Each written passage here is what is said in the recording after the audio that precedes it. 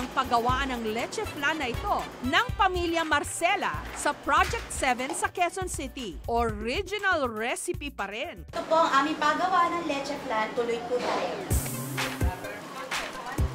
Ang may-ari nito na si Joy, nagsimula lang daw noon sa paglalako ng leche flan. Leche flan! Matamis na leche flan! Masarap po to. Ako po nagluto niyan. Dalawang order. Namasukang kasambahay, maigapang lang ang pang-araw-araw na pangangailangan ng kanilang pamilya.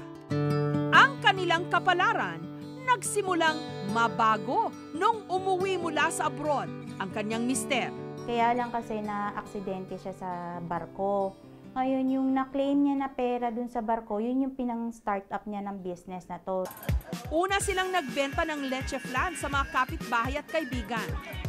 Hanggang nakapagbukas na ng maliit na tindahan sa Quezon City noong 2009. Sa sarap daw ng kanilang leche flan, pumatok ito. Ngayon, supplier na sila ng leche flan sa isang fast food chain.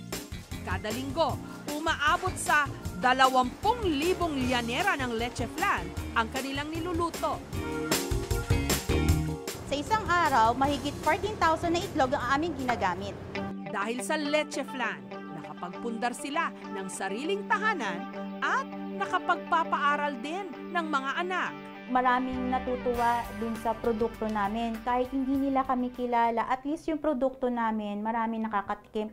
Pero paalala lang po, hinay-hinay lang sa pagkain ng matamis at makolesterol na leche flan. It's the sugar that's more dangerous than the fat. So